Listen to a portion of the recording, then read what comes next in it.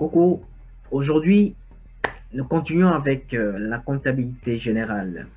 Alors, la séance de ce soir est vraiment très intéressante parce que nous allons parler d'un outil très important, d'un outil incontournable dans nos métiers, n'est-ce pas? C'est même le premier outil qu'on apprécie lorsqu'on veut devenir un comptable.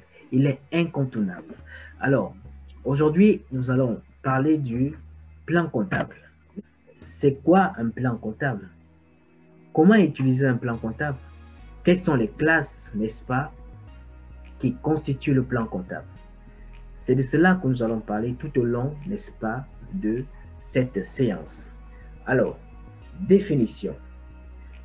Le plan comptable est un document, n'est-ce pas, qui recueille l'ensemble des numéros de compte destinés à l'enregistrement des écritures comptables. On peut également voir le plan comptable comme étant un document qui régularise l'appréciation, n'est-ce pas, d'un bien, qui régularise l'appréciation d'un bien lors de son enregistrement. Alors, pourquoi est-ce que je parle de l'appréciation d'un bien? Eh bien, prenons un exemple pour bien illustrer, cette définition. Prenons un exemple, n'est-ce pas? Trois entités. Entité A, entité B, entité C. Eh bien, l'entité A est le fournisseur des deux entités, entité B et l'entité C. L'entité B a pour vocation de vendre des voitures, la vente des voitures. L'entité C fait dans la vente des vêtements. L'entité A fait également dans la vente des voitures, mais l'entité A est fournisseur des deux entités. Alors, l'entité A est fournisseur, je répète, l'entité A est fournisseur de deux entités en matière de voitures. Voilà, on met bien les flèches pour bien indiquer. Alors, l'entité, écoutez bien, l'entité B, lorsqu'elle achète des voitures, les deux entités, d'ailleurs, les deux entités, entité B et entité C, achètent des voitures auprès de l'entité A. L'entité B et C achètent des véhicules. Pour bien parler, l'entité B achète des véhicules auprès de l'entité A. Regardez bien l'appréciation, on dit l'appréciation d'un bien lors de son enregistrement. L'entité B. L'entité B va enregistrer, n'est-ce pas, des voitures comme étant de la marchandise. L'entité B va enregistrer les voitures comme étant de la marchandise. Parce que l'entité B a pour vocation, n'est-ce pas, de vendre les voitures. Donc les voitures constituent ici pour l'entité B de la marchandise. Or, l'entité C ne va pas enregistrer, n'est-ce pas, ces voitures comme étant l'achat de marchandises. Non, l'entité C va enregistrer, n'est-ce pas, ces voitures comme étant, n'est-ce pas, du matériel de transport. C'est pourquoi je dis à l'appréciation d'un bien. Donc, un bien dépend de la destination économique. C'est pourquoi ces numéros de compte sont bien classés dans le plan comptable. Parce que vous allez trouver un compte spécialement pour l'achat de marchandises et un compte spécialement pour le matériel de transport. Voilà. Bon, nous avons terminé la définition, n'est-ce pas? Bon, une définition que je sais que vous connaissez tous d'ailleurs. Voilà. Donc, nous allons passer au deuxième point, n'est-ce pas? Les classes. Comment sont classées, n'est-ce pas? Pas comment sont classées, quelles sont les classes, n'est-ce pas, du plan comptable? Quelles sont les classes du plan comptable? Eh bien, le plan comptable est structuré en 9 classes. Le plan comptable est structuré en 9 classes. Nous allons voir ces classes. Alors, la première classe, la classe 1, compte de ressources durables. Compte de ressources durables. Alors, c'est quoi une ressource durable? Eh bien, en comptabilité, comme je vous ai dit, Tout ce qui va au-delà de 1 an, c'est la durabilité. Compte de ressources durables. Et bien, ces ressources durables se retrouvent, n'est-ce pas, en haut du bilan du côté du passif. Parce que tout ce qui est passif au bilan, ce sont des ressources. Ce sont ces ressources qui permettent de réaliser, n'est-ce pas, l'actif. Donc, tout ce qui est au passif, ce sont des ressources. Mais sauf que le passif, bon, pas le passif, mais le bilan est scindé en deux parties. Le haut du bilan et le bas du bilan. Donc, si nous partons au niveau du passif, le haut du bilan, ce sont des ressources durables. Ce que vous voyez. Donc, tout ce qui est ressources durables, n'est-ce pas, c'est dans la classe 1. Vous avez par exemple les capitaux propres, vous avez par exemple les réserves, vous avez par exemple l'emprunt. L'emprunt, c'est cela. Passons à la classe 2. Eh bien, la compte d'actifs immobilisés. Alors, tout ce que l'entité acquiert, n'est-ce pas, pour une utilisation à long terme, est classé comme des immobilisations. Et si nous sommes du côté de l'actif du bilan, n'est-ce pas, nous sommes du côté de l'actif du bilan, mais du haut du bilan. Tout ce que l'entité acquiert pour une utilisation à long terme, on parle d'immobilisation. Donc, tout ce qui est au-delà de 1 an, on parle d'immobilisation. Vous avez par exemple matériel de transport, ce sont des immobilisations. Vous avez par exemple les titres de placement, ce sont des immobilisations. Vous avez par exemple matériel informatique, matériel de bureau, ce sont des immobilisations. Vous avez par exemple des logiciels, ce sont des immobilisations.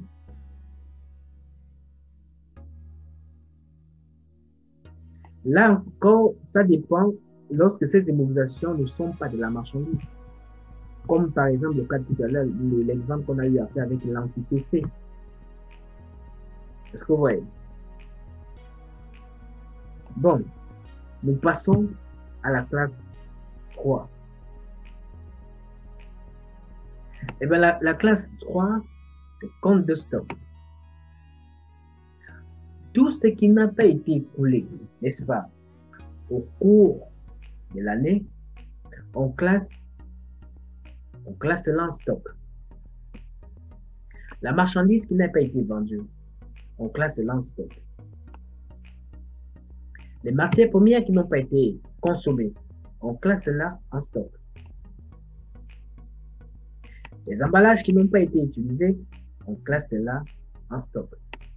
C'est pourquoi on parle de stock.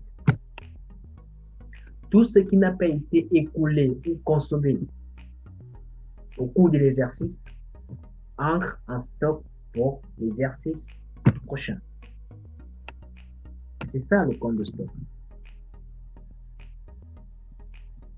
C'est là le compte de stock.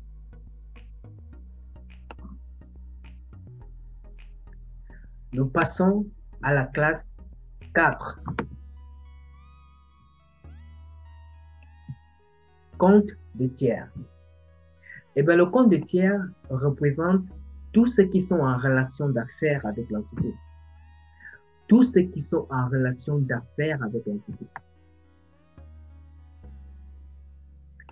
Tout l'environnement de l'entité, c'est l'État, les actionnaires, les fournisseurs, les clients, même les salariés qui sont à l'intérieur. C'est ça le compte de tiers. La 4e classe. Nous passons à la classe 5. La classe 5. La classe 5, compte de trésorerie.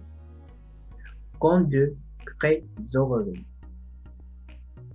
Eh bien, le compte de trésorerie, c'est la banque. On couvre la banque à l'intérieur. La caisse à l'intérieur. C'est ça, compte de trésorerie. Mais les comptes les plus utilisés dans la classe 5, c'est la caisse et la banque. Nous passons ainsi à la classe. Ah, d'abord, j'allais oublier. Jusqu'ici, toutes les classes qu'on a eu à utiliser, ce sont les classes qui représentent le bilan. Quand on parle du bilan, voilà les numéros de compte et les classes que l'on retrouve à l'intérieur. De la classe 1 jusqu'à la classe 5, c'est le bilan comptable. Donc, quand on veut constituer le bilan comptable, c'est à travers ces 5 classes-là. Donc, si vous trouvez la classe 6 à l'intérieur, c'est-à-dire comme par exemple achat de marchandises, posez-vous des questions. Posez-vous des questions. Si vous trouvez par exemple droit d'enregistrement, sincèrement, posez-vous des questions. Posez-vous sérieusement des questions. Si vous trouvez à l'intérieur vente de marchandises, il faut vraiment vous poser des questions. Il faut déjà avoir des réflexes comptables. Ça, ce sont des comptes du bilan. Nous allons maintenant passer aux comptes de gestion. Les comptes de gestion, nous avons la classe 6 et la classe 7. Nous avons également la classe 8, mais la classe 8 est hors activité ordinaire. La classe 6 et la classe 7, c'est activité ordinaire. Je vais vous expliquer la différence. Passons d'abord à la classe 6.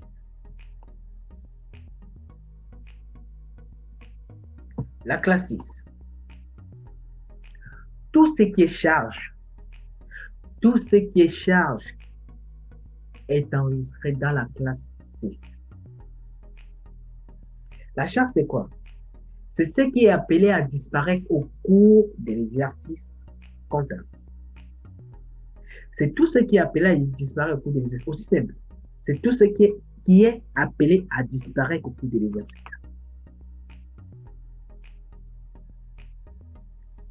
Les amortissements,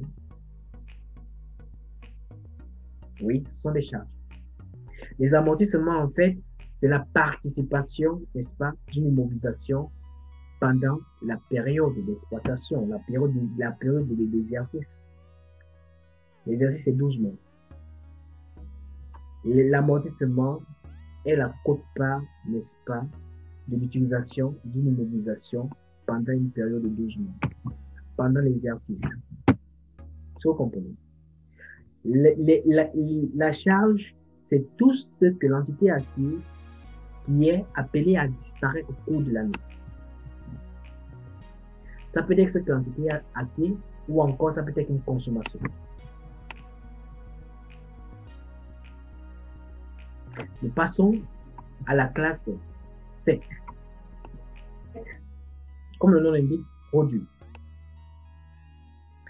C'est tout ce qui est gain de l'entité, tout ce qui est gain. Tout ce qui enrichit l'entité, c'est là, ce sont des produits. Ce sont des produits.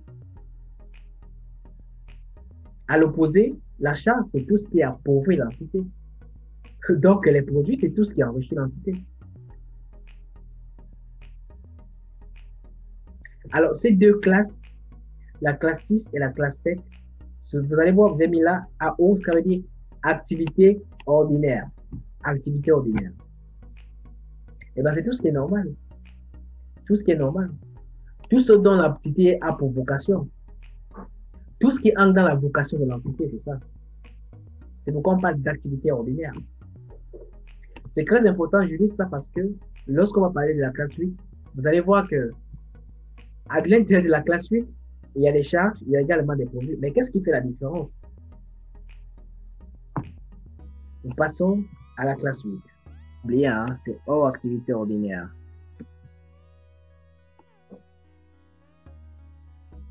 C'est hors activité ordinaire.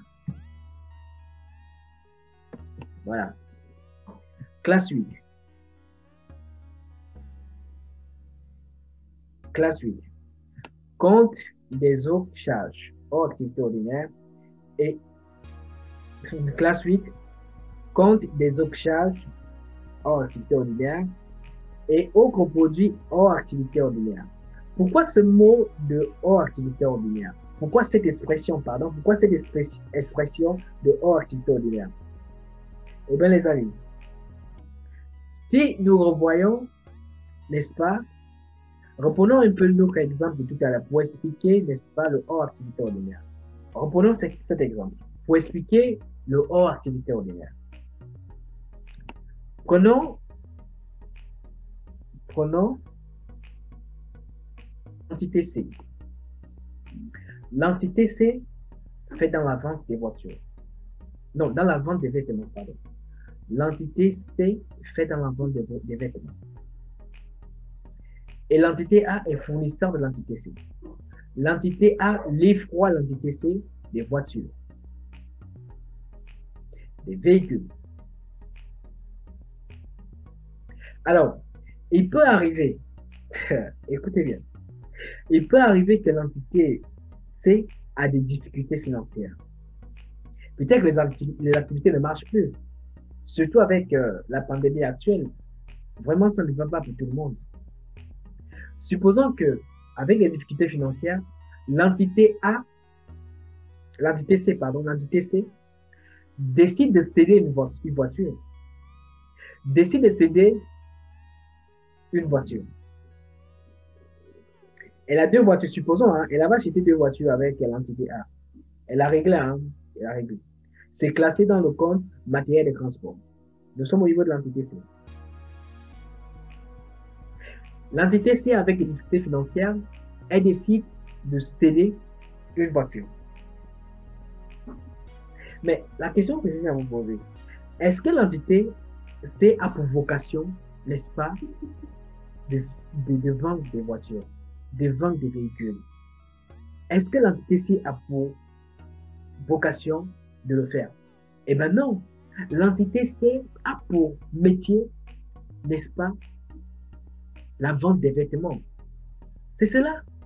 Mais si l'entité C vient à céder une voiture, à céder un véhicule à cause de ces difficultés de trésorerie, eh bien, en ce moment, on parle de hors activité ordinaire. Ça veut dire que vous faites une opération qui n'est pas d'essence, n'est-ce pas, qui ne cadre pas, n'est-ce pas, avec votre, n'est-ce pas, nature juridique. Vous vendez des vêtements et non des voitures. C'est cela le hors activité ordinaire. Le hors activité ordinaire peut être une charge, ça peut être un produit. C'est pourquoi on parle de hors activité ordinaire. C'est cela la classe 8. Donc la classe 8 regroupe en fait ces activités qui n'ont rien à y voir avec votre nature. Mais vous êtes obligé de le faire parfois pour des contraintes. C'est cela. Donc j'espère que vous avez compris, n'est-ce pas, l'utilisation de la classe 8.